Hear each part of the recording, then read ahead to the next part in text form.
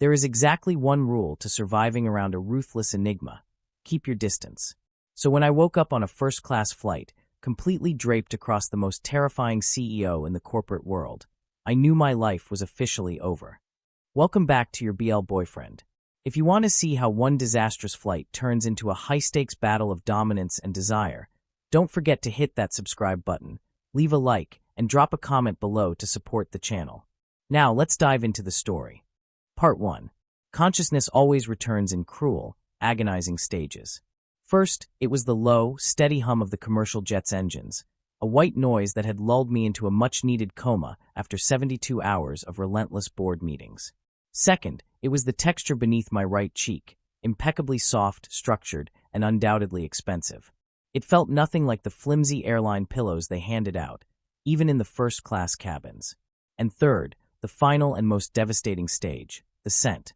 As an alpha, I was accustomed to the heavy, sometimes suffocating presence of other alphas in the corporate world. Spices, smoked wood, burnt amber, heavy musk. We all carried our pride and our hierarchy in our pheromones. But the scent currently filling my lungs, wrapping around my senses like a freezing velvet rope, belonged to no ordinary alpha. It was absolute frost. Crushed mint, frozen pine, and an undertone of something so overwhelmingly deep and commanding that every primal instinct in my body screamed at me to lower my head and submit. Enigma pheromones. My heart stuttered in my chest, skipping a beat before shifting into a panicked, violent gallop. There were only a handful of enigmas in the global business sector. They were absolute anomalies, possessing a dominant instinct that could force even the most arrogant, established alpha to their knees without ever lifting a single finger. And unfortunately for me, I knew exactly whose scent carried this particular brand of absolute frozen authority. Slowly, like a man defusing a live bomb with trembling hands, I peeled my heavy eyelids open. The soft, ambient cabin lights of the first-class section illuminated the terrifying truth of my current position. I wasn't just leaning in my spacious, private pod. The divider between the seats had been lowered, and my entire upper body was draped across my neighbor like a clingy, exhausted koala bear. I swallowed hard, my throat sandpaper dry. I tilted my head up, my gaze traveling past a perfectly knotted silk tie, up the sharp, unforgiving line of a jaw that looked like it had been carved from marble, and finally met a pair of striking, icy gray eyes. Silas Thorne, the CEO of Thorne Global, the man known across international markets as the Ice Sovereign. He was a ruthless, untouchable enigma who could tank a rival company's stock with a single displeased frown, a man whose intimidating aura had been the subject of whispered legends in corporate lounges for a decade. He was power incarnate, and apparently, I had been using his broad, terrifying shoulder as my personal mattress for God knows how long. My brain essentially flatlined. I jerked upright so violently that my elbow cracked against the armrest, sending a sharp jolt of pain up my arm that I entirely ignored out of pure, unadulterated terror. Heat flooded my face, a violent flush of embarrassment that burned fiercely from my collar to the tips of my ears. I am so incredibly sorry, I stammered, the words tumbling out of my mouth before my remaining shred of alpha pride could stop them. My voice sounded entirely too loud over the steady hum of the aircraft. Silas Thorne did not flinch. He did not blink. He slowly lowered the financial tablet he had been holding in his left hand, the only arm that I had not been crushing with my dead weight. His icy eyes locked onto mine, analyzing me with the terrifying precision of a predator observing a cornered rabbit. "Are you finished, Mr. Vance?" His voice was a low, resonant baritone that sent a strange, electric shiver down my spine. It wasn't loud, yet it carried an undeniable weight that commanded absolute silence from everything around it. I froze. He knew my name. Julian Vance, the CEO of Vance Innovate, a rising green tech startup that was merely a drop in the ocean compared to the massive, sprawling empire of Thorne Global. We were both headed to the Global Innovation Summit in Tokyo, a massive event where our paths were never supposed to cross. I had certainly never formally introduced myself to him. "You know who I am?" I asked, my voice betraying my utter shock. Silas tilted his head a fraction of an inch, his expression unreadable. "It is my business to know the faces of the industry's rising competitors. Though, I must admit, your public profile neglected to mention your tendency to hibernate on your rivals." My stomach dropped into a bottomless abyss. I wanted to pry open the emergency exit, and throw myself directly into the Pacific Ocean. But before I could formulate a desperate, professional apology, his eyes flicked momentarily to the corner of my mouth. "You also drool." My soul abandoned my physical form. I snapped my hand to my mouth, the back of my wrist catching a tiny, humiliating spot of dampness. I rubbed it away so fast I practically gave myself a friction burn. The turbulence. I was exhausted. I blurted out, sounding like a rambling, nervous intern rather than a 28-year-old CEO who had just closed a multi-million-dollar Series B funding round. "You also talk in your sleep," Silas added, his tone maddeningly even, showing no mercy for my rapidly deteriorating mental state. "Please tell me I didn't say anything compromising," I whispered, pressing my palms against my burning eyes. I could feel my own alpha pheromones spiking in distress, a soft, slightly sweet cedar scent that felt completely pathetic next to his suffocating winter storm. For a moment, Silas just watched me. The early morning light filtering through the small airplane window caught the sharp angles of his face, making him look impossibly ethereal and infinitely dangerous. "You complained passionately about the volatile state of the tech stock market, and then you asked someone named Barnaby to bring you a blueberry muffin." An agonizing, deafening silence stretched between us. Barnaby was my golden retriever. "I will pay for the dry cleaning of your suit," I said hoarsely, dropping my hands and forcing myself to meet his penetrating gaze. "I am deeply apologetic, Mr. Thorne. It's been a brutal week of negotiations, but I realize that is no excuse for my total lack of decorum." "Keep your money, Mr. Vance," Silas replied calmly, turning his attention back to his glowing tablet. "If I minded, I would have pushed you off somewhere over Hawaii. Your posture was atrocious. I merely provided structural support so you wouldn't permanently damage your spine before the summit." I didn't know what to say to that. The ice sovereign, the most feared enigma in the corporate world, had willingly let a rival alpha sleep on him for hours because my posture was bad? The thought was so bizarre, so entirely out of character for the ruthless tycoon I had read about in Forbes, that I could only sit there in stunned silence as the captain's voice crackled over the intercom, announcing our initial descent into Tokyo's Narita airport. By the time the heavy wheels touched the tarmac with a screech, my dignity was still in critical condition.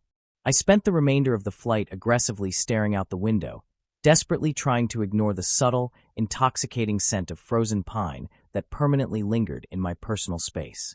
Every time I shifted in my seat, I felt the phantom warmth of his shoulder against my cheek, a cursed, vivid memory that absolutely refused to fade from my mind. Stepping off the plane, the crisp, dynamic Tokyo air hit my face, doing little to cool the lingering, embarrassing warmth in my cheeks. My plan for the week was immediately rewritten and simplified. Grab my luggage, sprint to the summit's partnered luxury hotel, lock myself in my room, and avoid Silas Thorne for the remainder of the week. Tokyo was a massive, sprawling metropolis. The hotel had over 1,000 rooms. The chances of us crossing paths again outside of massive conference halls were statistically slim, or so I foolishly hoped. Walking through the VIP arrival terminal, pulling my sleek carry-on behind me, I quickly realized that ignoring Silas Thorne was scientifically impossible. The moment he stepped into the concourse, the entire atmosphere of the airport shifted. It wasn't just his overwhelming enigma pheromones, which he kept tightly, perfectly controlled. It was his sheer presence. People instinctively moved out of his way without even realizing why. Businessmen in sharp suits paused their loud conversations, their expressions morphing into masks of cautious respect and sheer terror. Corporate fixers and aggressive paparazzi, hovering near the exit to catch glimpses of summit attendees, immediately started snapping photos in a blinding frenzy. I tried to walk faster, to put as much physical distance between us as possible, but a throng of eager journalists surged forward, blocking my path to the exit doors. Without thinking, I took a sudden step back to avoid a microphone being shoved in my face, my shoulder bumping hard into a solid, unyielding chest behind me. A strong, warm hand immediately gripped my waist to steady me. The touch burned intensely through the thin fabric of my dress shirt. "Careful, Julian," Silas's low, rumbling voice murmured right next to my ear, sending a sudden, involuntary jolt straight down to my toes. His breath brushed against the sensitive skin of my neck. The casual use of my first name from his lips felt dangerously intimate amid the chaotic flashing of cameras and shouting reporters. "I'm fine," I said quickly, stepping forward and completely out of his grip, though my traitorous body instantly missed the grounding, heavy heat of his hand. "Thank you." Silas didn't reply. He simply stepped past me, his expression turning into a mask of pure ice. The sea of journalists practically parted for him like the Red Sea, too intimidated to block his path. I swallowed my pride and quickly slipped through the gap he created in the crowd, effectively using the terrifying Enigma as my personal snowplow all the way to the waiting fleet of glossy black Summit cars. An hour later, I was standing in the opulent, dizzyingly high-ceilinged lobby of the Summit's host hotel. The place was swarming with tech moguls, angel investors, and elite executives from around the globe. The air was thick with a clash of aggressive alpha scents, a silent war of dominance happening over cups of expensive espresso. I felt a massive headache building behind my eyes. I just wanted my room key, a very long, very hot shower, and 12 hours of uninterrupted silence. I stood patiently in the VIP check-in line, staring at the intricate gold leaf patterns on the ceiling, minding my own business. Then, the ambient noise in the lobby noticeably dialed down. I didn't even have to turn my head to know who had just walked through the massive revolving glass doors. The faint, chilling scent of mint and pine drifted effortlessly over the overwhelming wave of expensive lobby perfumes and aggressive rival alphas. I kept my eyes fixed firmly on the smiling receptionist, sliding my passport across the polished marble counter. Julian Vance. Checking in. "Ah, Mr. Vance. Welcome to Tokyo." The receptionist smiled brightly, her fingers flying across the glowing keyboard. "Let me pull up your reservation for the week." Suddenly, the empty space to my right was occupied. Silas Thorne stood at the counter, his imposing height and broad shoulders making the massive marble desk seem trivial. He didn't look at me, instead smoothly handing his sleek, heavy black metal card to another receptionist who had practically materialized out of thin air to assist him. "Mr. Thorne, an absolute honor to host you again." The second receptionist practically bowed, her voice trembling slightly. "Your usual penthouse is ready and fully prepped." I stared rigidly ahead, clenching my jaw and praying my transaction would finish first. But the universe wasn't done punishing me for my airplane sins. "Mr. Vance, I see you're booked in a standard executive suite on the 14th floor," my receptionist said politely, placing a sleek silver key card on the marble counter. "Here is your key. Enjoy your stay." I reached for it eagerly, a massive wave of relief washing over me. Freedom. Solitude. A king-sized bed that was absolutely not attached to an enigma. But before my fingers could even graze the plastic card, Silas spoke. He didn't raise his voice, but the entire reception area seemed to hold its collective breath. "Actually," Silas said, slowly turning his icy gaze toward me.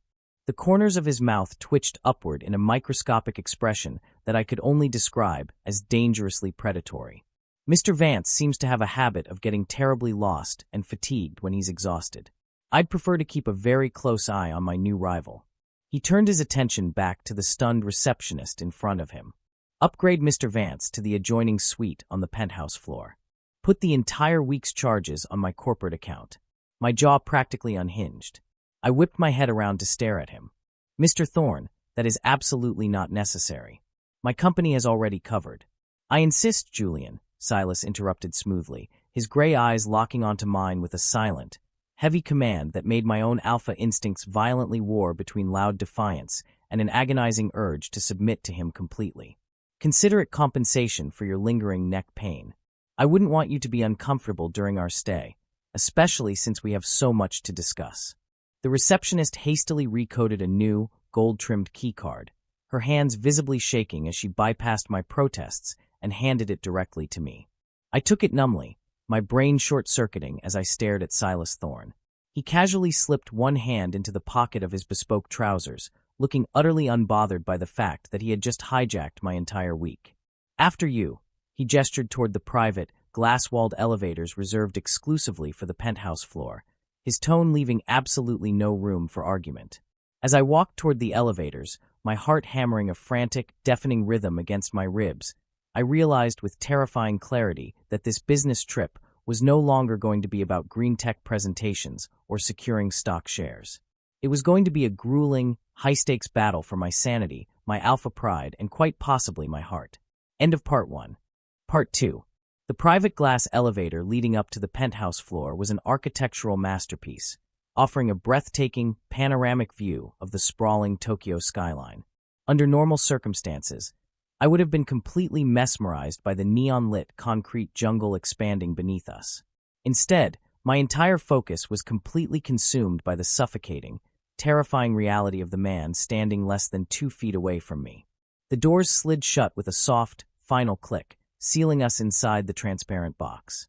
Instantly, the vastness of the city outside vanished, replaced entirely by the sheer gravity of Silas Thorne's presence. There were only the two of us inside. No reporters, no receptionists, no crowds to dilute the air. My alpha instincts, usually steady and reliable, were currently screaming in a chaotic mix of defense and primal panic. Being this close to an enigma in an enclosed space felt exactly like standing next to a dormant volcano and waiting for the eruption. The scent of frozen pine and crushed mint was no longer just a subtle undertone in the air. It was a physical weight pressing against my chest, demanding absolute attention. I decided the safest course of action was to stare aggressively at the digital floor indicator above the door. Floor 5. Floor 6. I could feel his gaze. I didn't need to look at him to know his striking, icy gray eyes were fixed directly on me. It was a physical sensation, like a laser burning into the side of my face. I shifted my weight slightly, my polished leather shoes squeaking faintly against the marble floor of the elevator. Floor 12. Floor 13. I glanced sideways. Just a microsecond of a glance, barely a flicker of my eyes. Silas was indeed watching me. His hands were resting casually in the pockets of his impeccably tailored dark trousers, his broad shoulders relaxed, yet he radiated a quiet, dangerous energy. When our eyes met for that split second, I immediately snapped my gaze back to the floor indicator. 5 seconds passed in agonizing silence. I accidentally glanced again. He was still looking. I quickly looked away, my jaw clenching so hard my teeth ached. If you stare at the numbers hard enough, Julian, do you believe they will ascend faster? Silas's voice suddenly broke the silence, deep and smooth, reverberating against the glass walls. My brain stalled. I was merely observing the engineering of the lift. I lied smoothly, desperately trying to channel the CEO persona that had successfully negotiated billion-dollar green tech contracts. It's a remarkably fast ascent for a building of this height. Silas tilted his head slightly. The faint reflection of the city lights played across his sharp cheekbones. Is that so? Because you have checked the indicator exactly 6 times in the last 30 seconds. One might assume you are terrified of being trapped in here with me. Heat rushed violently into my face. I am not terrified, Mr. Thorne. I am simply tired and eager to review my notes before the evening gala. You are releasing pheromones, he observed calmly, entirely ignoring my pathetic attempt at a professional excuse. I nearly choked on my own breath. I am absolutely not. You are. Silas stepped just a fraction of an inch closer. The temperature in the elevator seemed to drop, the air growing thick and heavy. It smells like cedarwood, and something softer. Rain, perhaps. It's a very mild scent for an alpha. My ears turned scorching red. In the rigid hierarchy of our world, alpha pheromones were a status symbol. The most powerful CEOs smelled like bitter coffee, dark rum, or heavy smoke, scents that demanded submission. Mine had always been embarrassingly soft and sweet. It was a genetic quirk that I usually masked with expensive, spicy colognes. To have the most terrifying enigma in the industry dissect my natural scent was profoundly humiliating. My pheromones are perfectly adequate. I crossed my arms defensively, fighting the urge to take a step back. It's probably just the ventilation system mixing our scents. Silas studied me quietly for a moment longer, his eyes dark and unreadable. Then, he said something that caused my entire nervous system to short-circuit. It is pleasant. I blinked, genuinely thrown off balance. Excuse me. Your scent. Silas leaned back slightly against the glass wall, his posture languid, but his gaze sharper than a scalpel. It is surprisingly calming. Most alphas reek of desperate ambition and aggressive insecurity. You just smell grounded. I stared at him, completely, utterly speechless. This was the same man financial magazines called a corporate predator. The same enigma who had reportedly hostile taken over 3 major European tech firms without batting an eye.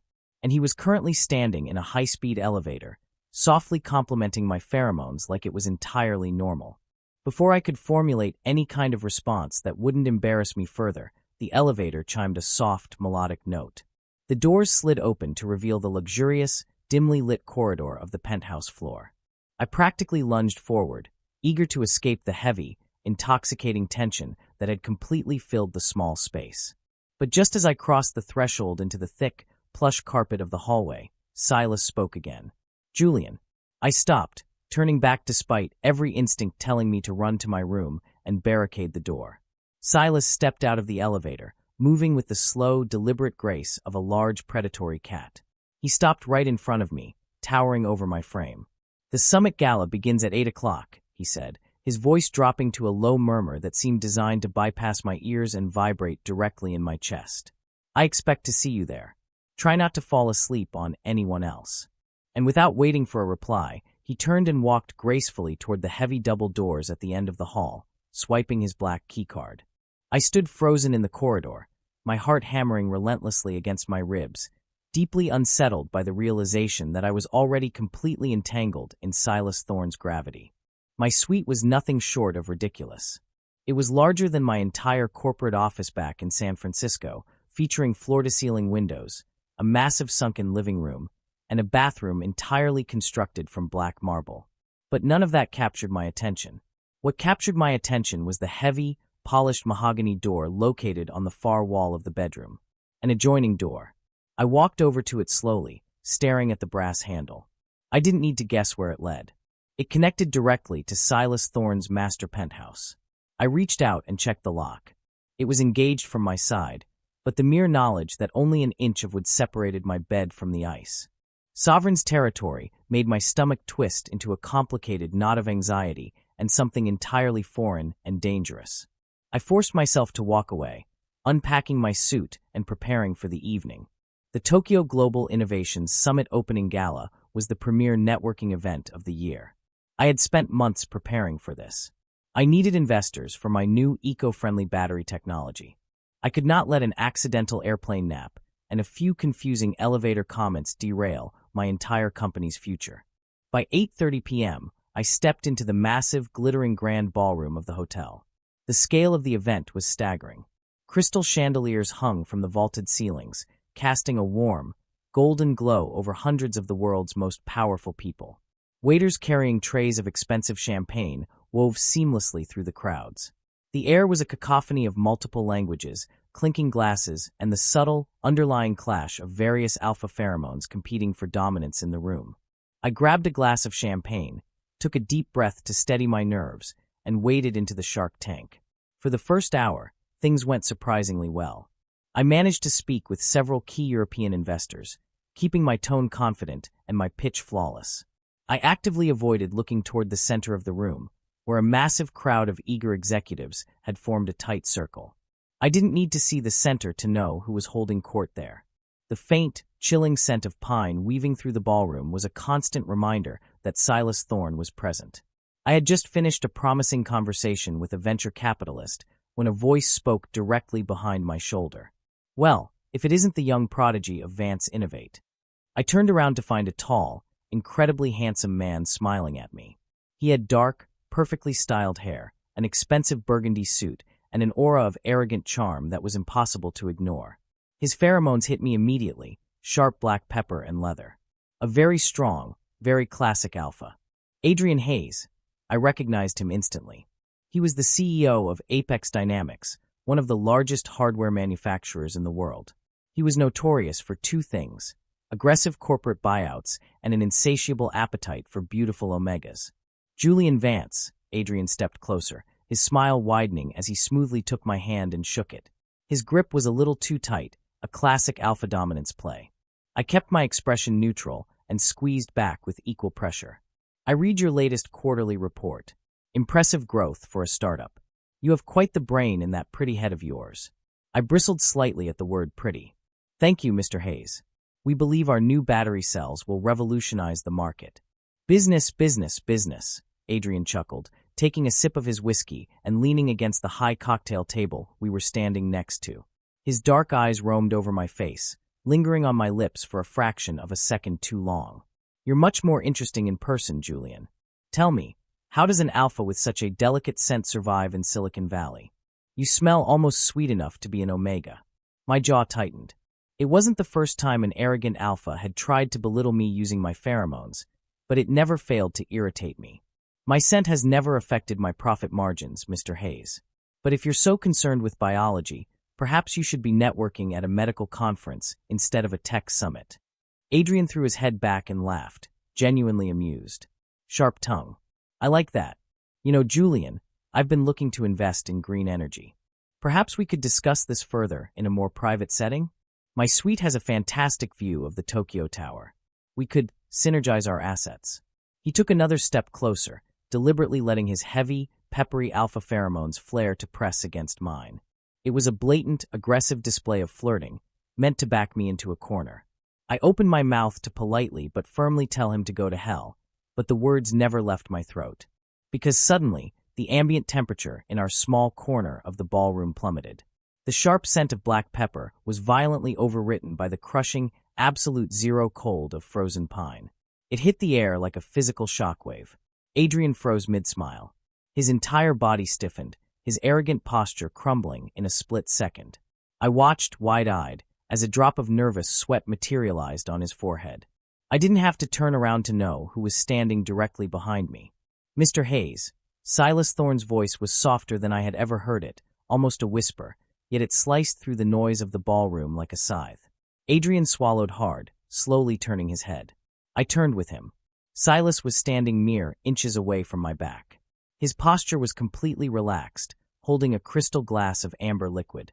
He looked devastatingly handsome in a bespoke, midnight blue tuxedo that hugged his broad shoulders perfectly. But his eyes were terrifying. They were locked onto Adrian with the cold, lifeless intensity of an apex predator looking at an insect. The enigma pheromones rolling off him were no longer tightly controlled. They were deliberately leaking into the air, an invisible, crushing weight of absolute dominance aimed entirely at the man flirting with me. "And Mr. Thorne," Adrian stammered, taking a hasty step back, instinctively creating distance from me. The confident, wealthy CEO from 5 seconds ago had completely vanished, replaced by a man whose biology was screaming at him to flee. "An honor to see you." "Is it?" Silas asked calmly, taking a slow sip from his glass. He didn't look at me, his gaze entirely focused on dismantling Adrian. "I was under the impression you were too busy attempting to poach my investments to notice your surroundings." Adrian paled. "Poach your investments?" "Sir, I was merely discussing green energy with Mr. Vance. Mr. Vance's company is currently in a highly delicate, exclusive observational phase with Thorne Global," Silas lied smoothly, his voice dropping another octave. The sheer authority in his tone made the lie sound like an irrefutable law of the universe. "Which makes him my direct concern. I do not appreciate other firms attempting to synergize with my assets, Hayes." The emphasis he placed on the word sent a violent, electric shock straight down my spine. It wasn't just corporate territorialism. The deep, rumbling growl hidden beneath his elegant tone was entirely, undeniably primal. Adrian looked like he wanted the marble floor to open up and swallow him whole. "I apologize, Mr. Thorne. I had no idea Vance Innovate was under your umbrella. I will step away immediately. Enjoy your evening, gentlemen." Adrian Hayes practically sprinted away, disappearing into the crowd faster than I could blink. The heavy, crushing pressure in the air instantly vanished as Silas effortlessly reeled his pheromones back in, restoring the atmosphere to a breathable state. He turned his head, finally looking down at me. The terrifying, cold predator in his eyes melted away, replaced by that same, quiet, unreadable focus that had trapped me in the elevator. I stared at him, my heart beating so loudly I was certain he could hear it. "I am not your asset," I said, my voice shaking slightly, though whether it was from anger or the lingering effect of his enigma aura, I couldn't tell. "And my company is not in an observational phase with Thorne Global." Silas raised a single, dark eyebrow. He reached out, and for a heart-stopping second, I thought he was going to touch my face. Instead, his long fingers gently brushed against the lapel of my suit jacket, straightening a crease that didn't exist. "You were uncomfortable," Silas stated, as if it were the most simple, logical equation in the world. I removed the problem. "I could have handled him," I protested weakly, though the lingering heat from where his knuckles had brushed my chest was making it very difficult to formulate a coherent thought. "I am aware." Silas stepped closer, invading my personal space entirely. The scent of mint and pine wrapped around me, no longer crushing, but fiercely protective. But I preferred to handle him myself. As I said earlier today, Julian. He leaned down slightly, his lips hovering dangerously close to my ear. You are my rival. I don't share. End of part 2. Part 3. I don't share. The words hung in the air between us, heavy and absolute. The deep, possessive rumble in Silas Thorne's voice vibrated directly through my chest, effectively shutting down every rational thought in my brain. My alpha instincts, which should have flared up in violent protest at being claimed like a piece of corporate property, remained completely, embarrassingly silent. Instead, a treacherous, foreign warmth spread through my stomach. I stepped back, physically breaking the magnetic pull of his proximity. My breathing was slightly uneven, and I desperately hoped the dim, golden lighting of the ballroom hid the furious blush I could feel burning on my cheeks. I started, my voice betraying a slight tremor that I violently willed away. I think I have had enough champagne for one evening, Mr. Thorne. If you'll excuse me, I have a presentation to finalize for tomorrow. Silas did not try to stop me. He simply stood there, an immaculate statue of ice and power in his midnight blue tuxedo, holding his crystal glass. His gray eyes tracked my every movement. Good night, Julian. Sleep well. His tone suggested he knew exactly how little sleep I was going to get. I turned and practically fled the ballroom. I didn't run, preserving the last shredded remnants of my professional dignity, but my strides were long and hurried. The moment the private glass elevator doors closed, shielding me from the rest of the summit, I leaned heavily against the cool glass, burying my face in my hands. Get a grip, Julian, I muttered to the empty elevator. He is a rival CEO. He is a ruthless enigma. He is literally known as the Ice Sovereign. You cannot let him manipulate your biology. But even as I said it, the phantom scent of frozen pine lingered on my clothes, a brand that Adrian Hayes and everyone else in that corner of the room had undoubtedly noticed. Silas hadn't just scared off an aggressive suitor. He had publicly marked my company, and by extension me, as his exclusive territory. When I finally reached my penthouse suite, the opulent luxury of the room offered no comfort. I threw my suit jacket onto the velvet armchair and aggressively loosened my tie. The silence of the massive room was deafening, broken only by the low, distant hum of the Tokyo traffic miles below. My eyes were immediately drawn to it. The heavy, polished mahogany door on the far side of the bedroom. The adjoining door. I walked over to it slowly, my bare feet sinking into the thick carpet. I stood in front of the wood, my heart hammering a frantic, rhythmic beat against my ribs. It was locked from my side, a sturdy deadbolt keeping the boundary secure. But boundaries felt entirely theoretical when it came to Silas Thorne. I tentatively reached out, placing my palm flat against the cool wood. If I concentrated, if I let my senses stretch just a fraction, I could almost feel the chilling, overwhelming presence radiating from the other side. He was in there. The most dangerous man in the financial world was sleeping mere feet away from me. I pulled my hand back as if the wood had burned me. I forced myself to walk to my briefcase, pulling out my laptop and notes. I had a keynote presentation on eco-friendly battery cells at 10 a.m. I needed to focus. I needed to be brilliant. I spent the next 4 hours aggressively reviewing technical schematics and financial projections, violently redirecting my thoughts every time they drifted toward icy gray eyes and the feeling of a strong hand on my waist. By 3 a.m., sheer exhaustion finally overrode my anxiety, and I collapsed into the king-sized bed, falling into a restless sleep haunted by dreams of blizzards and dark, bespoke suits. The next morning, the summit auditorium was packed. Standing behind the podium on the massive, brightly lit stage, I looked out at a sea of over 2,000 industry professionals, investors, and journalists. The nervous energy humming in my veins was familiar and welcome. It sharpened my focus. This was my element. I wasn't just a flustered alpha dealing with an enigma. I was Julian Vance, a pioneer in green technology. I adjusted the microphone, taking a deep breath. Good morning. Today, we are not just talking about extending battery life. We are talking about redefining the fundamental architecture of sustainable energy storage. The first 15 minutes of my presentation were flawless. I clicked through the slides, my voice steady and commanding, breaking down complex chemical engineering into digestible, lucrative investment points. I could see the venture capitalists in the second row nodding approvingly. I was winning them over. And then the heavy, acoustic doors at the back of the auditorium opened. The shift in the room's atmosphere was instantaneous. It was like a sudden drop in barometric pressure before a massive storm. Heads turned. Whispers rippled through the rows of seated executives. Silas Thorne walked down the center aisle. He was dressed in a pristine, charcoal gray three-piece suit that screamed absolute authority. His expression was a mask of aristocratic indifference, but his eyes were fixed entirely on the stage. On me. My brain completely stalled for 3 agonizing seconds.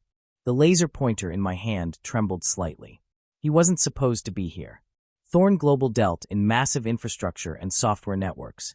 They had zero interest in startup green tech hardware. Yet here he was walking with that slow, predatory grace, descending the stairs until he reached the very front row. A terrified vice president from a European firm practically scrambled out of his seat to offer it to Silas. Silas accepted it with a curt nod, unbuttoning his jacket and sitting down directly in my line of sight. He crossed his long legs, steepled his fingers together, and looked up at me.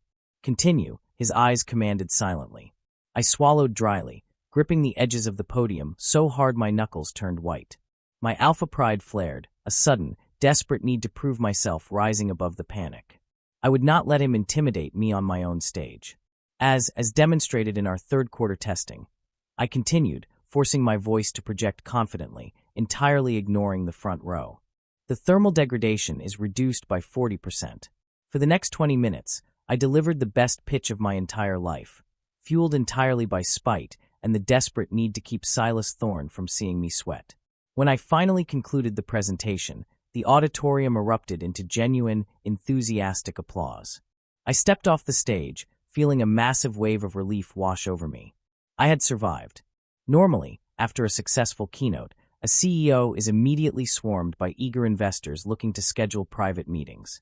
I grabbed a bottle of water from the backstage table and walked out into the networking lobby, plastering a polite smile on my face, ready to hand out business cards. But something was wrong. The investors were looking at me, whispering among themselves, but no one was approaching. When I made eye contact with a prominent venture capitalist I had spoken to last night, the man offered a nervous, apologetic smile and quickly walked in the opposite direction. I frowned, confusion bleeding into frustration. Why was everyone avoiding me like I had a contagious disease? They are waiting for my permission. The voice came from behind me, low and smooth. I spun around. Silas was standing near a marble pillar, holding a cup of black coffee, looking infuriatingly relaxed. "What did you do?" I demanded, abandoning all pretenses of professional courtesy. I marched up to him, entirely ignoring the fact that my chest barely reached his collarbone. "Why is everyone avoiding me?" Silas looked down at me, his icy eyes tracing the furious flush on my face. "I simply made a few phone calls this morning, Julian. I informed the major investment firms that Thorne Global is conducting a highly confidential, exclusive audit of Vance Innovates technology. Anyone attempting to interfere with my acquisition process will be viewed as acting with hostile intent toward my empire." My jaw dropped. The sheer, unadulterated arrogance of the man was staggering. "You did what? You have no right to do that. My company is not for sale, and we are certainly not in an exclusive audit with you.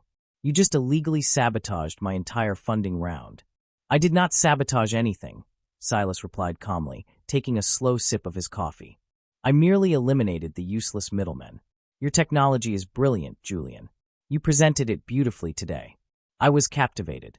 The sudden, genuine compliment threw me off balance, extinguishing half my anger before I could weaponize it. What? Your tech is revolutionary. Your investors are cowards who would have lowballed you," Silas continued, his voice dropping lower, pulling me entirely into his orbit. "I, on the other hand, do not lowball. I have already drafted a preliminary term sheet. I will fund your entire Series C, triple the amount you were asking for today." I stared at him, my mind struggling to process the astronomical numbers he was implying. "Why? You don't even deal in green tech hardware." Silas stepped closer. The scent of frozen pine completely enveloped me, erasing the rest of the crowded lobby. The ambient noise of 100 executives networking faded into absolute silence. "Because Julian," Silas murmured, his gaze dropping to my lips before slowly rising back to my eyes. "I find that when I see something I want, I secure it immediately. And I am entirely tired of watching other alphas look at you." My breath hitched. My heart slammed against my ribs so violently I thought it might crack the bone. This wasn't a corporate negotiation anymore. This was a hunt, and I was entirely cornered. I am not signing away my company just because you have a territorial complex, Mr. Thorne, I managed to say, though my voice lacked its usual bite. I am not asking for your company. I am asking for a partnership. Silas's lips curved into a very faint, very dangerous smile. Read the term sheet. Dinner. Tonight. 8 o'clock. My suite. I have prior engagements, I lied instantly, desperately needing to escape the suffocating intensity of his gravity. Cancel them, Silas ordered softly. He reached out, his knuckles brushing lightly, almost agonizingly slowly, down the line of my jaw. My entire body shivered at the point of contact. You have the adjoining door unlocked by 7:55 p.m., Julian, or I will unlock it for you. Before I could formulate a response, before I could push his hand away or scream in frustration, Silas turned and walked away, leaving me standing in the middle of the lobby, completely and utterly ruined. End of Part 3. Part 4. The term sheet sat on the center of my glass coffee table like a ticking explosive device. For the past 4 hours, I had done nothing but pace the length of my luxurious executive suite, occasionally stopping to glare at the pristine, heavy stock paper Thorne Global's legal team had couriered over exactly 20 minutes after I had fled the networking lobby. I had read the contract 6 times. I had run the numbers through my financial software, expecting to find the trap. A hostile takeover clause, a predatory equity demand, a hidden stipulation that would strip Vance Innovate of its patents. But there was nothing. The contract was bulletproof, shockingly generous, and entirely terrifying. Silas Thorne was offering to fund my entire Series C round, triple the valuation I had initially projected, while demanding only a minority, non-controlling stake in the company. It was the holy grail of investment offers. It was the kind of deal startup CEOs sold their souls for. And that was exactly the problem. Silas Thorne didn't do charity. The ICE sovereign didn't throw millions of dollars at green tech hardware purely out of the goodness of his heart. He was buying something else. Or rather, he was buying access to someone else.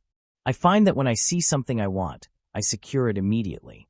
His low, rumbling voice echoed in my head, sending a treacherous shiver down my spine that I immediately tried to suppress with a surge of alpha indignation. I was a CEO, not a shiny new toy to be collected by a bored, overpowered enigma. I stopped pacing and checked my wristwatch. 7:42 p.m. My gaze drifted slowly to the heavy mahogany door connecting our suites. That would seem to mock me. You have the adjoining door unlocked by 7:55 p.m., Julian, or I will unlock it for you. It wasn't a threat of violence. It was a promise of absolute, uncompromising dominance. He was testing my boundaries, seeing how much of my pride I was willing to swallow for the sake of my company. I marched into the black marble bathroom, turning on the cold water and splashing it fiercely against my face. I stared at my reflection in the mirror. My eyes were slightly wide, my pupils dilated, a clear biological sign of stress induced by a superior predator's pheromones. I needed to regain control. I grabbed a towel, dried my face, and made a decision. I was going to this dinner. I was going to look him in the eye, negotiate the terms of the contract like the professional I was, and I was absolutely not going to let his enigma aura turn my brain to mush. I completely discarded my business suit. If this was a private dinner, I wasn't going to dress like one of his employees. I opted for a pair of tailored black slacks and a dark burgundy silk button-down shirt. I left the top 2 buttons undone, a subtle but deliberate act of defiance against the suffocating corporate rigidity Silas usually demanded. I applied a sharp, spicy cologne, black pepper and bergamot, specifically designed to mask my naturally soft, sweet cedar scent. I wanted to project strength, not vulnerability. At 7:54 p.m., I stood in front of the adjoining door. My heart was hammering against my ribs, so hard I could feel it in my throat. I waited, watching the second hand on my watch sweep across the dial. 10 seconds. 5 seconds. At exactly 7:55 p.m., I reached forward, grasped the heavy brass deadbolt, and twisted it with a loud, echoing click. I took a step back, my muscles tense, waiting for the handle to turn from the other side. I waited for Silas to push the door open and invade my space. But nothing happened. The door remained perfectly still. The silence stretched for a full minute, heavy and loaded with unspoken challenges. Slowly, the realization dawned on me. He wasn't going to open it. Unlocking the door was my submission to his demand. Opening it and crossing the threshold was my acceptance of his invitation. He was making me come to him. Arrogant bastard. I muttered under my breath, my irritation briefly overriding my anxiety. I grabbed the brass handle, turned it, and pushed the heavy mahogany door open. The transition from my suite to his was like stepping onto a different planet. While my room was bright and modern, Silas's penthouse was vast, dimly lit, and dripping with an oppressive, dark luxury. The walls were lined with dark wood paneling, and the floor-to-ceiling windows offered a dizzying, unobstructed view of the glittering Tokyo skyline at night. In the center of the massive room, near the glass, a private dining table was set for two, complete with fine china, crystal wine glasses, and a dimly burning centerpiece. But my eyes didn't linger on the view or the table. They instantly locked onto the man standing by a sleek, black marble wet bar. Silas Thorne had shed his immaculate three-piece suit. He was wearing a pair of dark trousers and a crisp black dress shirt. The collar was open, exposing the strong line of his throat, and the sleeves were rolled up past his elbows, revealing thick, corded forearms and an obscenely expensive silver watch. The casual state of his dress was somehow 10 times more intimidating than his armor-like business suits. It stripped away the Ice Sovereign CEO persona and left only the raw, undeniable enigma underneath. He was pouring a dark red wine into 2 crystal glasses. He didn't look up as I entered, but the sudden, deliberate shift in the air pressure told me he knew exactly where I was standing. The scent of frozen pine drifted across the room, wrapping around me instantly, effortlessly cutting through my spicy, defensive cologne like a knife through silk. "You're exactly on time, Julian," Silas said, his voice a low, smooth baritone that filled the massive room. He picked up the 2 glasses and finally turned to face me. His striking gray eyes swept over my burgundy shirt, lingering for a fraction of a second on the exposed skin at my collarbone. A very faint, entirely dangerous spark ignited in his gaze. "And you left your tie next door. I approve." I forced my feet to move, stepping fully into his territory and letting the adjoining door click shut behind me. "I am here to discuss the term sheet, Mr. Thorne." I figured formal attire was unnecessary for a hostile negotiation. Silas chuckled, a low, rich sound that I had never heard before. It did catastrophic things to my pulse. "Hostile? I offer you triple your valuation and single-handedly secure your company's future, and you call it hostile." He walked toward me, moving with that agonizingly slow, predatory grace. He stopped a mere foot away, holding out one of the crystal glasses. I took it, being extremely careful not to let our fingers brush. "You sabotaged my networking opportunities, terrified half the investors at the summit, and essentially held me hostage by demanding I leave my door unlocked." Yes, Silas, I would classify that as slightly hostile. I used his first name deliberately, pushing back against his dominance. Silas didn't blink. He simply took a slow sip of his wine, his eyes never leaving mine. I eliminated distractions. "Those investors would have wasted your time for months, demanding board seats and creative control. They would have suffocated your vision. I am giving you the capital to build whatever you want, entirely unhindered. And what do you get in return?" I challenged, gripping the stem of my wine glass tightly. "Thorne Global doesn't need my battery tech. This deal makes no logical sense for your portfolio. So what is the actual price, Silas? What aren't you putting on the paper?" Silas lowered his glass. The playful, amused glint in his eyes vanished, replaced by an intensity so deep and terrifyingly focused it made my breath hitch. He took a half-step closer. The physical distance between us was now practically non-existent. I had to tilt my head up to maintain eye contact. "I don't put everything on paper, Julian," he murmured softly. Suddenly, the crushing, icy pressure of his enigma pheromones shifted. It didn't disappear, but it transformed. Instead of the aggressive, suffocating frost that demanded submission, it became a heavy, enveloping blanket of cool pine and deep earth. It was purposefully, terrifyingly soothing. My alpha biology, which had been fighting a frantic, defensive war since I entered the room, suddenly let out a massive sigh of relief. The tension in my shoulders melted. My heart rate, previously hammering in panic, began to slow into a deep, rhythmic thud. It was a biological hack. He was weaponizing his enigma nature to completely disarm my stress. "Stop doing that," I whispered, though my voice lacked any real venom. "Doing what?" Silas asked innocently, though the corner of his mouth twitched. "Manipulating the air. You're artificially calming me down. You were anxious. You walked into my suite radiating defensive pepper and fear. Silas lifted his free hand. He didn't touch me, but his fingers hovered mere inches from my cheek, close enough that I could feel the heat radiating from his skin. I prefer you when you are grounded. Your natural scent, the cedar and the rain. It is much more suited to you than that terrible cologne you bathed in tonight. My face flushed violently. He had seen right through my armor. The term sheet is generous because your mind is brilliant, Silas continued, his voice dropping to a hypnotic register. I want Vance Innovate to succeed. But more importantly, I want a reason to keep you in my orbit. If I simply handed you a check and walked away, you would bury yourself in your laboratory in San Francisco and actively avoid my calls. You are incredibly stubborn. I am a CEO. I shot back, though I was struggling to keep my train of thought on the business tracks. I protect my company. And I protect what is mine, Silas stated flawlessly. I am not yours.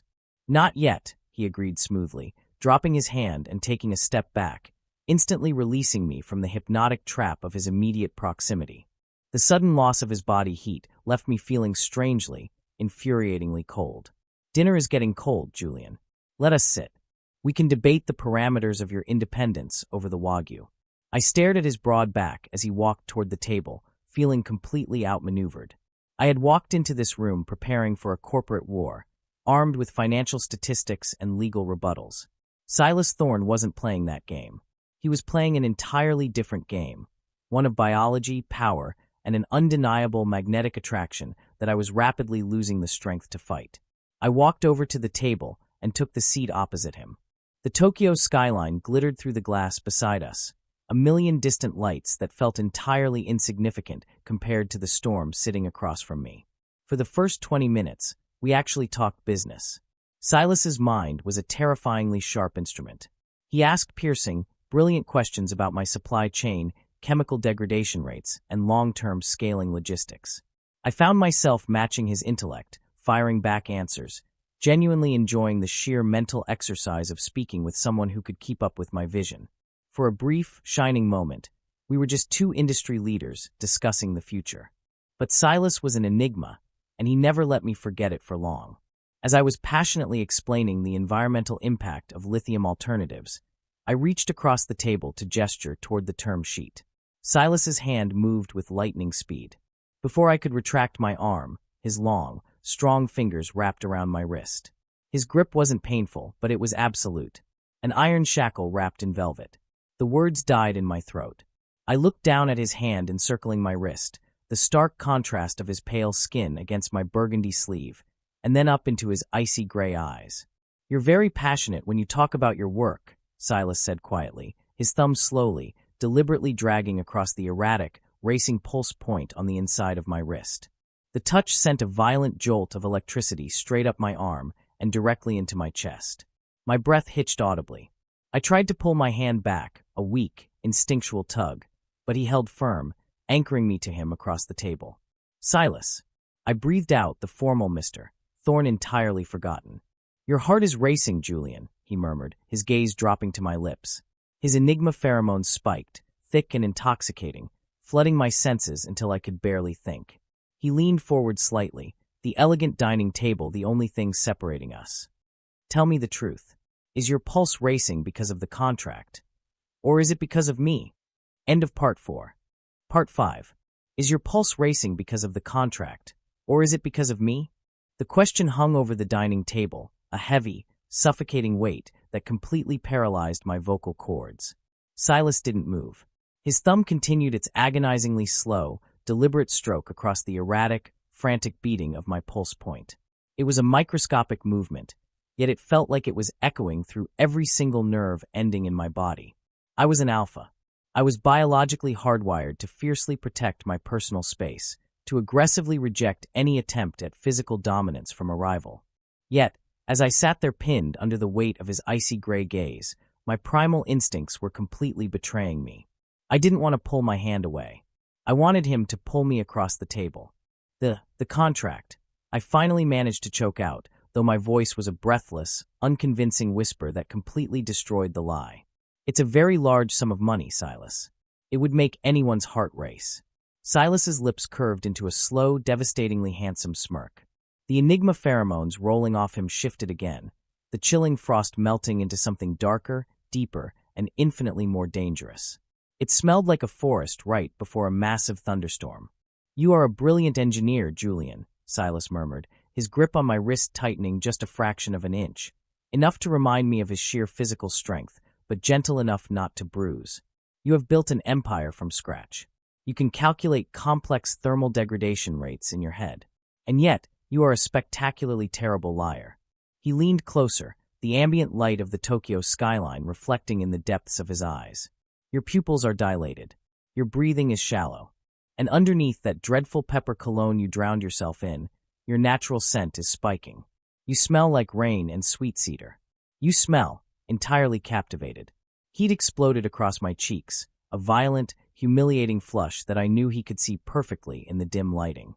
He was completely dismantling my defenses, stripping away the CEO armor I had carefully constructed and addressing the biological reality of what was happening between us. I gathered the last remaining shreds of my dignity. I forced my hand back, pulling my wrist out of his grasp. The sudden loss of his touch was a physical shock, leaving my skin feeling cold and strangely empty. "I am captivated by the sheer audacity of your negotiation tactics, Mr. Thorne," I retorted, desperately trying to inject some venom back into my tone as I reached for my wine glass with a slightly trembling hand. "I am not one of your corporate acquisitions. You cannot simply manipulate my nervous system into signing a term sheet." Silas didn't look offended. If anything, my resistance seemed to amuse him further. He leaned back in his chair, seamlessly transitioning from the predatory enigma back to the untouchable billionaire CEO in the blink of an eye. The psychological whiplash was staggering. "I have no intention of manipulating your signature, Julian," Silas said smoothly, picking up his own glass and taking a slow sip. "If I wanted to force you, I would have bought out your current investors yesterday and launched a hostile takeover before you even landed in Tokyo. I am giving you a choice. A highly lucrative, entirely voluntary choice. A choice with conditions," I pointed out, my heart rate finally beginning to decelerate to a somewhat normal rhythm. "There are always conditions," he replied effortlessly. "My condition is simple. I fund your vision, and you stop running from me. We work together. Exclusively. No more Adrian Hayes. No more European venture capitalists attempting to buy your time. Your company falls under the protection of Thorne Global, and by extension, so do you." The rest of the dinner passed in a state of highly charged, terrifyingly civilized tension. Silas proved to be an impeccable host. He seamlessly directed the conversation back to the global energy markets, allowing me to regain my professional footing.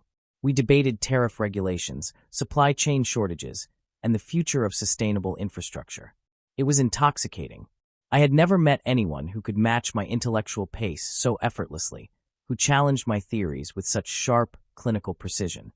He listened to me. He didn't patronize me, didn't talk over me like so many other older alphas in the industry did. He respected my mind, even as his eyes continually dropped to my lips, silently reminding me that his interest was far from purely academic. When the waiter eventually arrived to clear the plates, the clock on the wall read nearly midnight. I had been in his penthouse for 4 hours, and it had felt like 15 minutes. Silas stood up from the table, his imposing height instantly commanding the room once again. He walked over to the glass coffee table, picked up the pristine leather folder containing the term sheet, and held it out to me. "Take it," Silas commanded softly. I stood up, crossing the room, and took the folder from his hands. Our knuckles brushed, a brief, electrifying contact that sent another treacherous shiver down my spine. "Read it again," Silas said, his gaze locking onto mine. He stepped closer, crowding my personal space, forcing me to tilt my head up to maintain eye contact. "Look for the traps you are so convinced I have set. Run it past your legal team in San Francisco if you must. But I want your signature on the bottom line by 8 o'clock tomorrow morning." "And if I refuse?" I asked, my voice barely above a whisper. The scent of frozen pine was wrapping around me like a heavy blanket, making my knees feel dangerously weak. Silas reached out, his hand gently grasping the back of my neck. His long fingers slid into the short hair at the nape of my neck, a possessive, grounding touch that made a soft, entirely involuntary sound escape my throat. "If you refuse," Silas murmured, his thumb brushing against my jawline, "I will respect your decision as a CEO. I will not pursue Vance Innovate's assets." He paused, his eyes darkening to the color of a stormy sea. "But I will absolutely pursue you, Julian. And without the convenient excuse of a corporate partnership to hide behind, I assure you, my methods will be significantly more direct." My breath hitched violently. It was a promise of total destruction. If I didn't give him my company, he was going to strip away the business pretense and hunt me purely as a man, as an enigma claiming an alpha. He released my neck, the absence of his heat leaving me dizzy. "Good night, Julian. Leave the adjoining door unlocked." I didn't say a word. I couldn't. I turned on my heel, clutching the leather folder to my chest like a physical shield, and walked back through the heavy mahogany door. The moment I was safely inside my own suite, I pushed the door shut, leaning my back heavily against the wood, gasping for air as if I had just surfaced from drowning. I was completely and utterly ruined. The next 3 hours were a blur of manic, exhausted pacing. I stripped off my clothes, threw on a hotel bathrobe, and sat cross-legged on the center of my king-sized bed, staring at the term sheet. I read every single clause. I read the fine print. I analyzed the equity split, the voting rights, the board seat allocations. It was perfect. It was the contract I had dreamed of since I founded the company in my tiny apartment 5 years ago. It guaranteed my employees' jobs, it funded our research for the next decade, and it kept the creative control entirely in my hands. Silas hadn't lied. There were no traps. The only price was my proximity to him. At 2 a.m., the massive Tokyo skyline outside my window was quiet, a sea of silent, glowing neon. I picked up the heavy, gold-plated pen sitting on the nightstand. My hand was shaking slightly. By signing this, I was officially tethering my life, my life's work, and my future to the Ice Sovereign. I was stepping willingly into the gravity of a man who could crush me with a single thought. I pressed the pen to the thick paper. I signed my name, Julian Vance. I stared at the wet ink for a long time. The feeling of relief that washed over me was profound, but it was immediately followed by a restless, burning energy that refused to let me sleep. I looked across the room at the adjoining door. It was closed, but per his instruction, I hadn't locked the deadbolt. I could wait until 8 a.m. I could put on a suit, walk into the hallway, knock on his main door, and hand over the contract like a proper, civilized business partner. That was the rational, safe thing to do. But as I stared at the wood, I realized I didn't want to be safe. I was tired of fighting the overwhelming, magnetic pull that had possessed me since the moment I woke up on his shoulder on that airplane. I stood up from the bed. I didn't bother changing out of the plush, white hotel bathrobe. I picked up the signed contract, my bare feet sinking into the carpet as I walked slowly toward the boundary between our rooms. I didn't knock. I grabbed the brass handle, turned it, and pushed the door open. The penthouse was almost entirely dark, illuminated only by the ambient glow of the city lights pouring through the massive windows. For a terrifying second, I thought he was asleep, and I had just made a monumental fool of myself. Then, a voice drifted from the far corner of the room. "I told you 8 o'clock, Julian." I turned my head. Silas was sitting in a deep leather armchair facing the windows, a glass of amber liquid resting in his hand. He hadn't changed clothes, though his shirt was unbuttoned further down his chest. Even in the shadows, his presence was an absolute, physical force. I swallowed hard, my grip on the leather folder tightening. I stepped fully into his room, letting the door click shut behind me. The sound echoed loudly in the quiet space. "I finished reading it," I said, my voice surprisingly steady in the darkness. Silas slowly turned his head, his piercing eyes locking onto me. He took in the sight of me standing in his territory at 2 in the morning, wearing nothing but a bathrobe, clutching his contract. The heavy, intoxicating scent of his pheromones flared instantly, filling the room with a thick, possessive warmth. He set his glass down on the side table with a soft clink. He stood up, slowly closing the distance between us until he was standing right in front of me, looking down at me with an intensity that made my very soul vibrate. "And," Silas murmured, his voice a dark, velvet rumble. I lifted my chin, staring directly into the eyes of the most terrifying enigma in the world, and handed him the folder. "I signed it," I whispered. Silas didn't look at the paper. He took the folder from my hands and casually tossed it onto a nearby table, completely discarding the multi-million-dollar agreement. His hands moved instantly, wrapping around my waist, pulling my body flush against his hard, unyielding frame. "Good," Silas breathed, his eyes darkening as he lowered his head, his lips hovering mere millimeters from mine. Because business hours are officially over. End of Part 5. Part 6. Because business hours are officially over. The words had barely left Silas's lips before his mouth crashed down onto mine. There was no hesitation, no gentle leading, and absolutely no room for negotiation. It was a total, consuming eclipse of my senses. The taste of expensive, smoky whiskey on his tongue mixed violently with the intoxicating, crushing wave of frozen pine and dark earth pheromones. My brain completely short-circuited. For a fraction of a second, the deep-rooted alpha biology inside me flared, a desperate, instinctual panic against being physically dominated. I brought my hands up, pressing them flat against his solid chest, intending to push back. But the moment my palms felt the heavy, thudding rhythm of his heart beneath his shirt, the fight entirely drained out of me. Silas's hands were possessive and unforgiving. One arm remained locked around my waist, keeping my body pinned flush against his, while his other hand slid up into my hair, tilting my head back to deepen the kiss. I gasped, my lips parting willingly for him, and a low, rumbling growl vibrated deep in Silas's chest. The sound sent a shockwave of pure electricity straight to my core.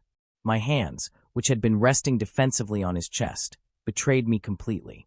My fingers curled into the fabric of his shirt, clinging to him as my knees went dangerously weak. The ice sovereign was entirely gone. In the dark, quiet isolation of the Tokyo penthouse, Silas Thorne was nothing but a primal enigma claiming what he had decided was his. He walked me backward, his mouth never leaving mine, until the back of my knees hit the edge of the plush, king-sized bed in the center of the room. The sudden obstacle broke our kiss, but only for a second. I collapsed backward onto the mattress, the thick white hotel bathrobe falling open slightly, exposing my chest to the cool air of the room. Silas followed me down instantly, his large frame hovering over mine, caging me in. The ambient city light coming through the floor-to-ceiling windows cast sharp shadows across his face, making his icy gray eyes look impossibly dark and completely feral. "Julian," he whispered, my name sounding like a prayer and a threat all at once. He lowered his head, his lips brushing against the sensitive skin just below my jaw. "You have no idea how much self-control it took to let you walk out of my sight today." You didn't let me out of your sight," I managed to gasp out, my fingers tangling in the dark, slightly disheveled hair at the nape of his neck. "You sabotaged half the summit to keep me in a corner." "And I would do it again," Silas murmured, his open mouth tracing the line of my throat. Every place his lips touched left a trail of scorching heat that violently contrasted with his freezing enigma scent. "I would buy the entire summit if it meant I could keep you looking at me exactly like this."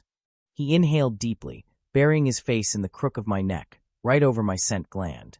The sheer intimacy of the gesture made my breath hitch. In our world, the scent gland was a deeply vulnerable, highly protected area. To expose it to another, especially an enigma, was the ultimate sign of submission. I didn't try to hide it. I tilted my head to the side, baring my throat to him completely.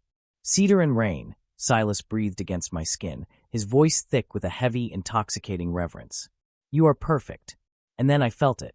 The scrape of his teeth against the sensitive skin of my pulse point. My eyes widened in the dark. He was going to mark me. A temporary scent claim was one thing, leaving a lingering smell of pine on my clothes to ward off other alphas. But a physical bite, a true mark, would infuse his enigma biology directly into my bloodstream. It was a declaration of absolute ownership that the entire corporate world would be able to smell on me for weeks. "Silas," I gasped, my hands gripping his shoulders tightly. "Mine," he growled, the word vibrating directly against my skin. He bit down.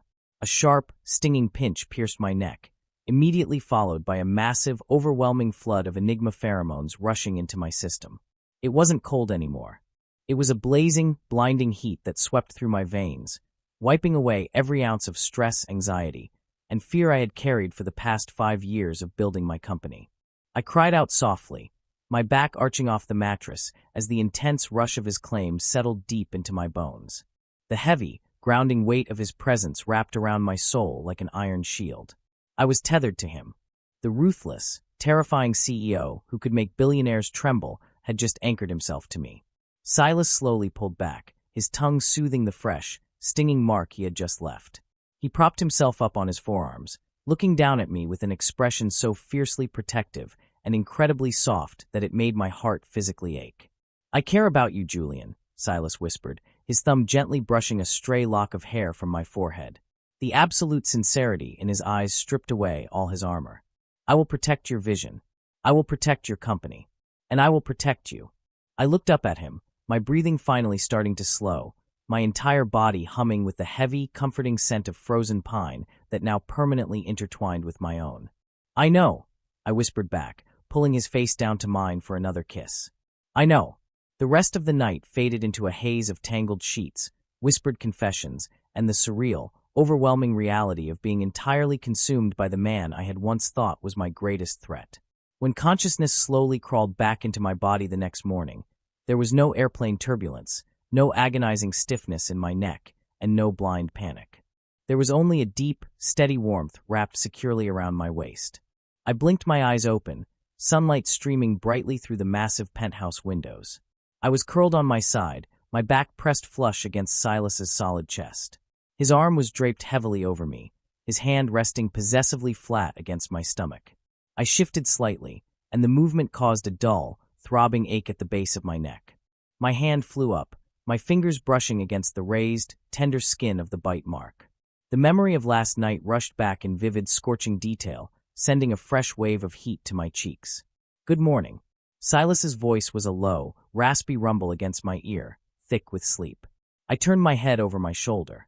He was already awake, his gray eyes watching me with a calm, contented expression that looked entirely foreign on his usually stoic face.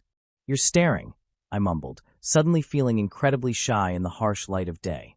I am admiring my investment, Silas replied effortlessly, a faint, devastating smirk playing on his lips. He leaned forward, pressing a soft, lingering kiss directly over the fresh mark on my neck. The contact sent a shiver straight down my spine, and ensuring my seal is intact. You are incredibly arrogant before coffee, I retorted, though I leaned back into his touch, completely failing to sound annoyed. And you are attempting to deflect because you are blushing, Mr. Vance. It is a very endearing trait. Silas finally untangled himself from me, sitting up and stretching his broad shoulders. Get dressed, Julian. We have a summit to conquer. An hour later, I stood in front of the black marble vanity mirror, staring at my reflection. I was wearing a sharp, light gray suit, my hair perfectly styled.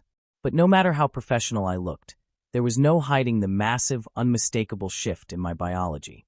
The bite mark was hidden beneath the crisp collar of my shirt, but the scent was impossible to mask. I no longer smelled like mild cedar and rain. I smelled like Julian Vance and Silas Thorne. The heavy, warning scent of an enigma clung to me like a bespoke suit of armor. Every alpha within a 50-foot radius was going to know exactly who I belonged to. I took a deep breath, grabbed my briefcase, and walked out into the main penthouse living room.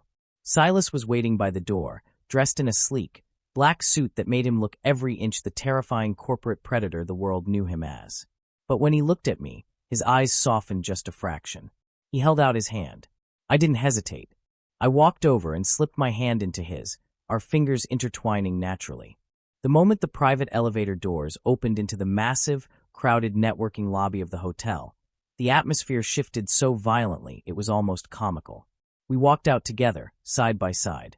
I deliberately maintained a professional half-step of distance, but the invisible tether between us was practically vibrating in the air. Conversations stopped mid-sentence. Dozens of heads turned in our direction. I could literally see the exact moment the surrounding executives caught the scent radiating off me. Eyes widened in shock, coffee cups were slowly lowered, and a wave of stunned, terrified whispers immediately swept through the lobby like a wildfire touching dry grass. Is that Vance? Good God, his scent. Did Thorne mark him? An alpha? I thought that was a myth. I heard Thorne rejected 3 massive European syndicates yesterday. Is this why? He's favoring the startup CEO. The rumor mill was operating at maximum velocity. I kept my expression perfectly neutral, channeling every ounce of CEO composure I possessed, but internally, my stomach was twisting. I hated being the center of gossip. I hated the implication that my success was now going to be attributed to nepotism or bedroom politics rather than my technology. I slowed my pace slightly, a frown beginning to form on my lips. Silas noticed instantly. He didn't look at me, but his pace slowed to match mine. His jaw clenched, a dangerous, icy glint flashing in his eyes as he surveyed the whispering crowd of businessmen.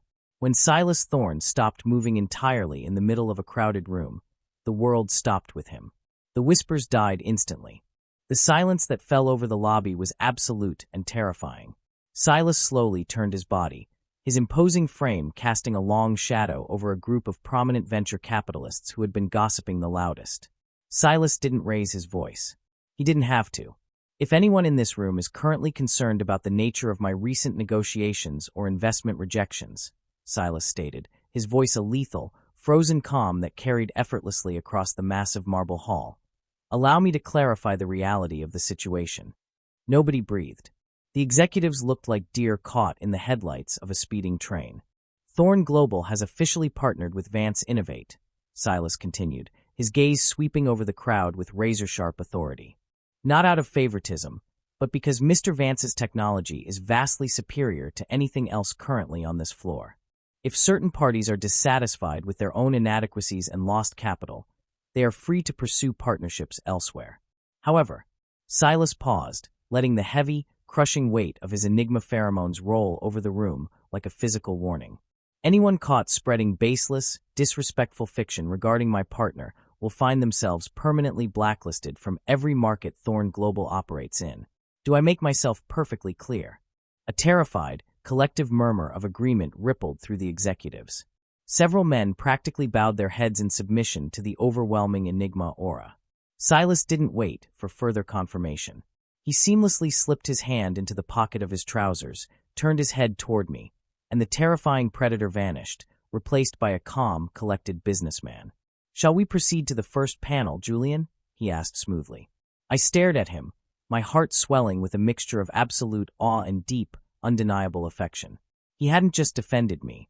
He had publicly validated my work and threatened the entire global market into respecting me. "Lead the way, Silas," I replied, a genuine, confident smile finally breaking across my face as we walked together into the lion's den. End of Part 6. Part 7. The atmosphere inside the Grand Conference Hall for the final panel was electric, thick with a tension that hadn't been there the previous day. As I took my seat on the stage alongside 3 other leading tech CEOs, I could feel the collective weight of 1,000 eyes pressing down on me. I was no longer just the young, ambitious founder of Vance Innovate. I was the alpha who had somehow managed to tame the ice sovereign. I was the Enigma's chosen partner. The heavy, lingering scent of Silas's frozen pine radiating from my skin was a constant, undeniable broadcast of his claim over me. Every time I shifted in my leather chair, the collar of my suit brushed against the tender, hidden bite mark on my neck, sending a small jolt of heat straight to my core. It was distracting, terrifying, and incredibly empowering all at once. Silas, true to his nature, had claimed the center seat in the very front row. He sat with his long legs crossed, his posture radiating a relaxed, untouchable authority. His icy gray eyes never left my face, anchoring me amidst the sea of murmuring investors and flashing press cameras. The first 40 minutes of the panel proceeded smoothly. We discussed the integration of sustainable energy grids into smart cities. I spoke confidently, my voice steady, entirely in my element. The other panelists, seasoned alphas in their 50s, were visibly cautious around me, their usual aggressive posturing completely neutralized by the heavy enigma warning clinging to my pheromones. Then came the open Q&A session. A tall, sharp-featured venture capitalist stepped up to the center microphone. I recognized him instantly, Marcus Sterling, a notoriously ruthless shark who had practically laughed me out of his San Francisco office 3 years ago when I first sought seed funding. "Mr. Vance," Sterling began, his voice dripping with thinly veiled skepticism.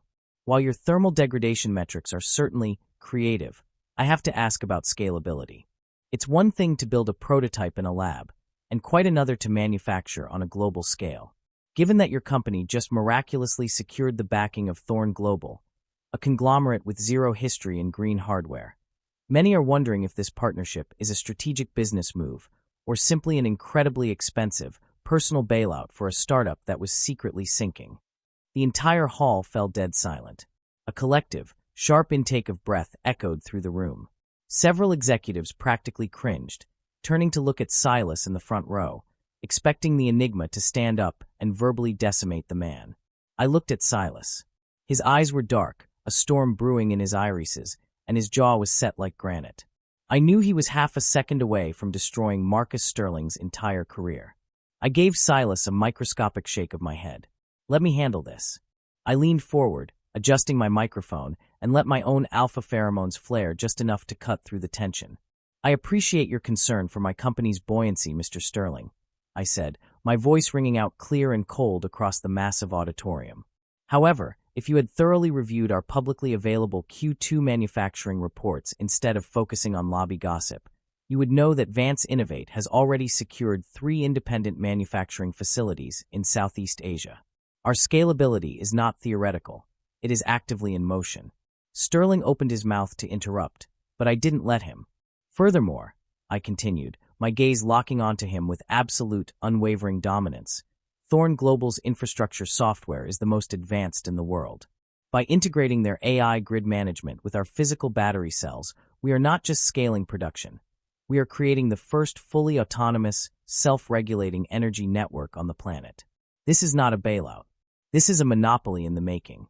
And the fact that you failed to see the synergy of this acquisition only confirms why I declined to seek your firm's capital for our Series C.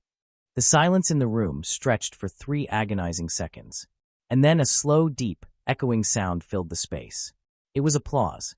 Silas Thorne was slowly clapping, his hands coming together in a rhythmic, deliberate tempo. A devastatingly proud, genuinely lethal smirk had broken across his face. Within seconds, the rest of the auditorium joined in, the applause swelling into a deafening roar. Sterling turned completely pale, stepping away from the microphone and practically shrinking back into the crowd. I sat back in my chair, my heart racing with pure adrenaline, and met Silas's eyes. The look of absolute, burning reverence he gave me sent a shiver straight down my spine. In that moment, I wasn't just a prize he had claimed, I was a partner he deeply respected. By the time the summit officially concluded later that evening, the adrenaline had completely burned off, leaving me profoundly exhausted. The past 4 days felt like a decade. I had walked into Tokyo as an independent, solitary CEO, and I was leaving it irrevocably tethered to an enigma. As we stepped out of the Grand Hotel, the cool night air brushed against my face. A sleek, black Rolls-Royce was idling at the curb, its driver standing perfectly at attention. I am officially drained, I admitted quietly, rubbing the back of my neck as we walked toward the car. The thought of a 13-hour commercial flight back to San Francisco is currently my personal definition of hell. You are not flying commercial, Julian, Silas said smoothly, placing a warm hand on the small of my back to guide me into the luxurious leather interior of the car. My jet is waiting at Narita. We are flying back together. I slumped into the soft leather seats, too tired to argue, and frankly, too relieved that I didn't have to part ways with him just yet. Does Thorn Global even have headquarters in San Francisco? I thought you were based in Seattle. Silas slid in beside me, the heavy door closing with a solid thud, sealing us in the quiet intimacy of the cabin. I have offices globally. But starting tomorrow, I am restructuring my schedule. I will be operating primarily out of my San Francisco branch for the foreseeable future. I turned my head to look at him, my exhaustion momentarily forgotten. You're moving your base of operations for me? I told you, Julian. I do not share, and I do not tolerate distance when it comes to what is mine, Silas murmured, reaching over to pull me flush against his side. Get some rest. We have a long flight ahead of us. Stepping onto the Thorn Global Private jet an hour later felt like a surreal parallel to the beginning of this chaotic trip. The aircraft was a flying palace, dark mahogany paneling, plush cream leather seats, and a fully stocked wet bar. It was a stark contrast to the first-class pod where our nightmare, and our story, had begun. Once we reached cruising altitude, the quiet hum of the engines providing a soothing white noise, Silas poured us 2 glasses of aged bourbon. He discarded his suit jacket and loosened his tie, sitting down on the expansive leather sofa in the center of the cabin. I walked over, kicking off my shoes, and sat down next to him. I didn't hesitate. I didn't overthink my alpha pride or the rigid rules of corporate decorum. I simply let out a long sigh, leaned sideways, and rested my head heavily against Silas's broad shoulder. Silas immediately shifted his arm, wrapping it securely around me and pulling me closer. He pressed a soft kiss to the top of my head, his enigma pheromones wrapping around me like a warm, protective blanket. Comfortable? He asked, his voice a low, teasing rumble. You have a much better posture this time around. I chuckled softly against his chest. I was exhausted then. I'm exhausted now. The only difference is that now, I actually know you're not going to push me out of the emergency exit. I would never let you fall, Julian, Silas said quietly, the teasing edge vanishing from his voice, replaced by absolute sincerity. We sat in comfortable silence for a long time, watching the dark clouds drift past the small oval windows. The bourbon warmed my chest, but it was the steady, rhythmic beating of Silas's heart beneath my cheek that truly grounded me. You know, I said softly, the quiet intimacy of the cabin pulling the words from my chest. We've spent this entire week negotiating deals, fighting off investors, and arguing about corporate boundaries. But you barely know anything about my actual life. The life outside the boardroom. Silas's fingers gently trailed up and down my arm. Then tell me. I want to know everything. I exhaled slowly, my gaze fixing on the amber liquid in my glass. I wasn't born into this world. My parents were public school teachers. We didn't have trust funds or connections. When I had the idea for the battery cells, I built the first prototype in our cramped garage. Silas listened in absolute silence, giving me his complete, undivided attention. After I graduated, getting anyone to take a 22-year-old seriously was impossible. I continued, a small, nostalgic smile touching my lips. I got rejected by 40 different firms. It broke my confidence. But my dad, he used to dress up in his best, slightly worn-out suit, and he would walk with me from bank to bank in the financial district. He'd stand right beside me, holding my schematics, and practically beg loan officers to just give me 5 minutes to pitch. The memory made my chest tighten, a familiar, heavy ache settling in my ribs.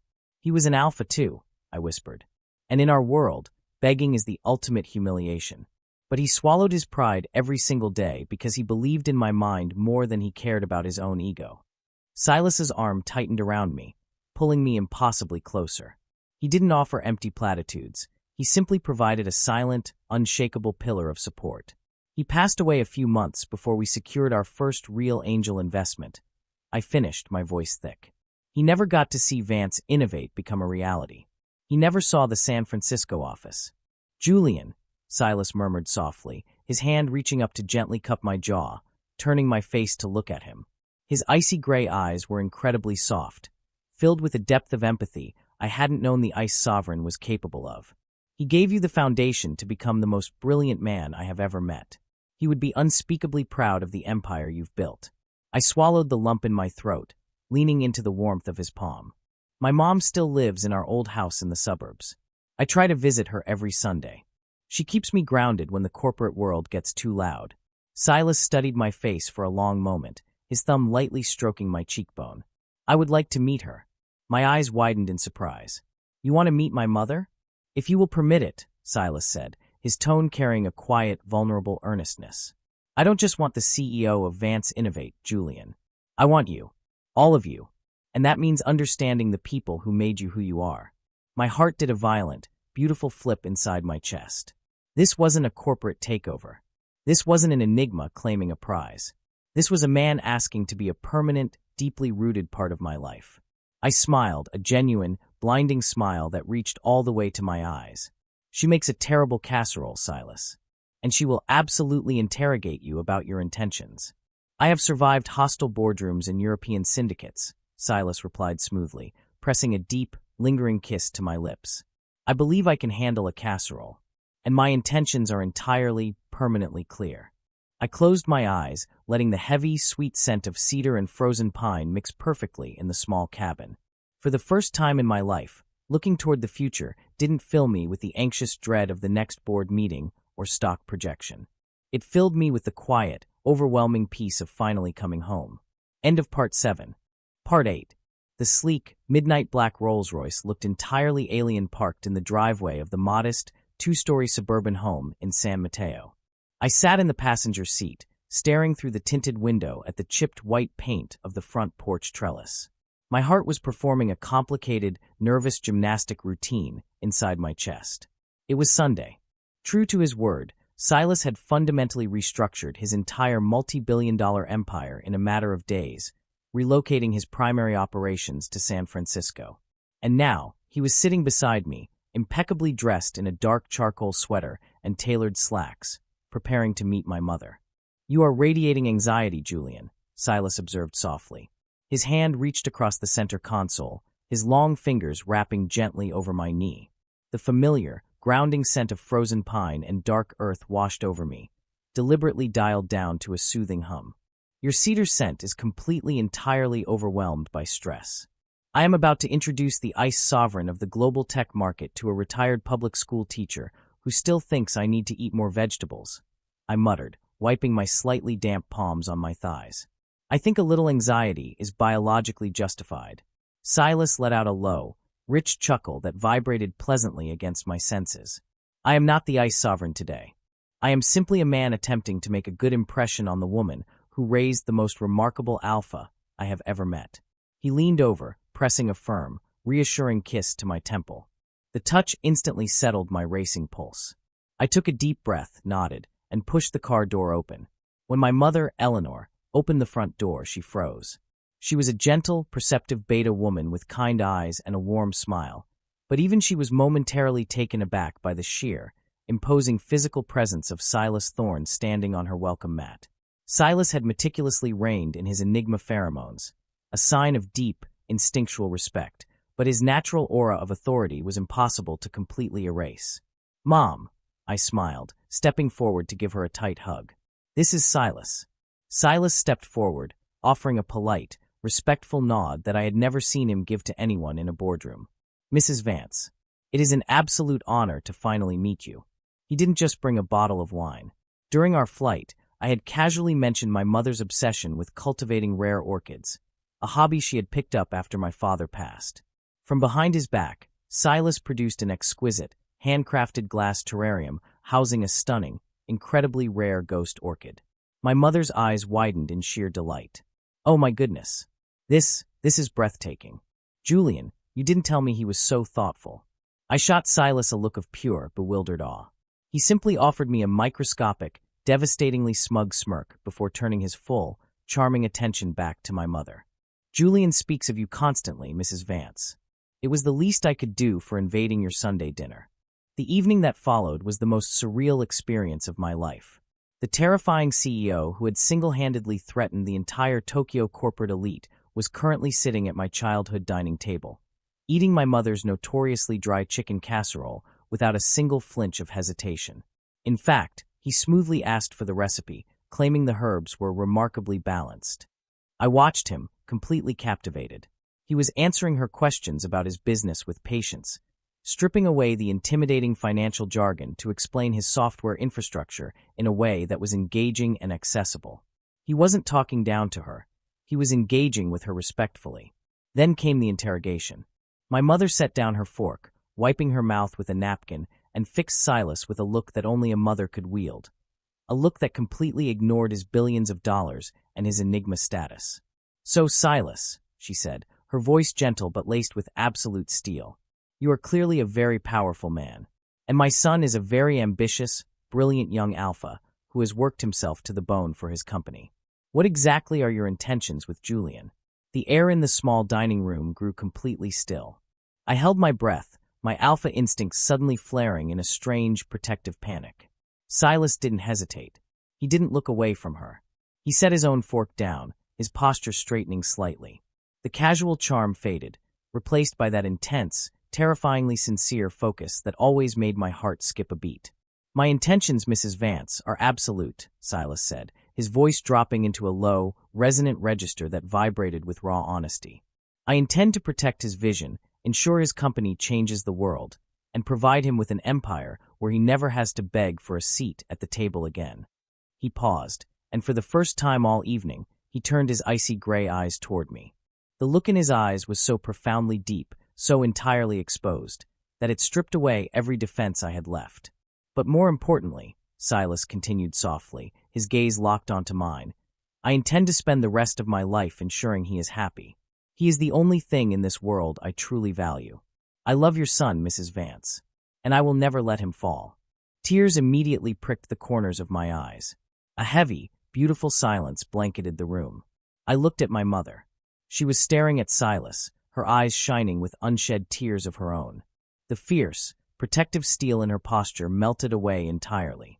"Well," she whispered, her voice cracking slightly as she reached across the table to gently pat Silas's hand.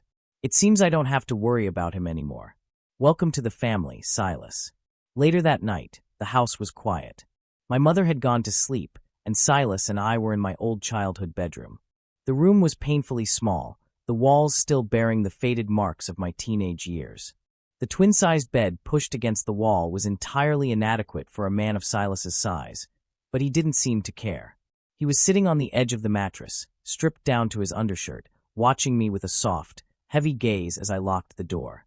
I walked over to him, standing between his parted knees. He immediately reached out, wrapping his strong arms around my waist and pulling my hips flush against him. He buried his face in my stomach, inhaling deeply. "You handled her perfectly," I whispered, my fingers sinking into his dark, thick hair, gently massaging his scalp. "The ghost orchid was a brilliant move." "It was not a move," Silas murmured, his breath warm through the thin fabric of my shirt. He tilted his head up, looking at me in the dim light of the street lamp filtering through the blinds. "I meant every word I said at that table, Julian." "I know." I breathed, my heart swelling with an emotion so massive it felt like it might break my ribs. I dropped to my knees in front of him, bringing myself to eye level with the enigma who had completely conquered my world. I reached out, tracing the sharp, beautiful line of his jaw. "I love you, Silas." I never thought I would say that to a rival CEO who used me as a pillow on a flight to Tokyo, but I do. Completely. Silas's eyes darkened, a flash of pure, primal possessiveness sweeping through his irises. The enigma pheromones he had been suppressing all evening finally broke free, flooding the small room with the intoxicating, heavy scent of a winter storm. He pulled me forward, capturing my lips in a kiss that was desperate, deep, and bruising. We fell back onto the narrow mattress, a tangle of limbs and desperate, burning heat. The small bed groaned under our combined weight, but neither of us cared. Silas's hands were everywhere, mapping my skin, worshipping every inch of my body as if I were the most precious thing he had ever touched. When his lips moved down my throat and found the fading mark he had left on my scent gland in Tokyo, he bit down again. Not hard enough to break the skin, but enough to reassert his claim, sending a violent, ecstatic shockwave straight through my biology. That night, surrounded by the ghosts of my childhood, I gave myself entirely to Silas Thorne. Not as a business partner yielding to a merger, but as an alpha surrendering his soul to his true mate. Months blurred into a beautiful, chaotic reality. The Vance-Thorne partnership shook the global tech industry to its very foundations. With Silas's infinite capital and brutal protection shielding my company from corporate vultures, Vance Innovate's battery cells hit the market and entirely revolutionized sustainable energy grids. We were on the cover of Forbes, labeled the most powerful power couple in Silicon Valley history. But the magazines didn't see the quiet moments. They didn't see the terrifying ice sovereign wearing reading glasses in bed, softly reading financial briefs while I rested my head on his chest. They didn't see the way his enigma aura would instantly soothe my anxiety after a brutal day of manufacturing delays. Exactly 1 year after the Tokyo summit, Silas and I were standing on the expansive glass-walled balcony of our shared San Francisco penthouse. The city lights glittered below us, a sprawling ocean of neon and progress. The cool night wind off the bay ruffled my hair. I was leaning against the glass railing, holding a glass of wine, when I felt the familiar, heavy warmth of Silas stepping up directly behind me. His arms wrapped around my waist, pulling my back firmly against his chest. I leaned into him instinctively, letting out a contented sigh as the scent of frozen pine completely enveloped me. "The Q3 reports look exceptional," I murmured, tilting my head back to rest against his shoulder. "We are projecting a 50% market share by December." "Forget the market share." Silas's low voice vibrated against my neck. I frowned slightly, turning my head to look at him. "Forget the market share. Silas, are you running a fever?" He didn't laugh. Instead, he gently turned me around so I was facing him. His gray eyes were intense, filled with that same earth-shattering sincerity he had shown in my mother's dining room. He reached into the pocket of his tailored suit jacket and slowly pulled out a small, sleek black velvet box. My breath completely stopped. My heart slammed into my throat. Silas didn't drop to one knee. Enigmas didn't bow to anyone, and he knew I would have hated the cliché anyway. Instead, he opened the box right between us. Inside rested a stunning, minimalist band of dark brushed platinum, inlaid with a subtle, thin line of emerald, a quiet homage to the green tech empire we were building together. I told you on that first day that I do not share, and I secure what I want, Silas said smoothly, though I could feel the faint, microscopic tremor in the hand holding the box, the only physical tell that the Ice Sovereign was nervous. You gave me your company. You gave me your trust. Now, I want your eternity.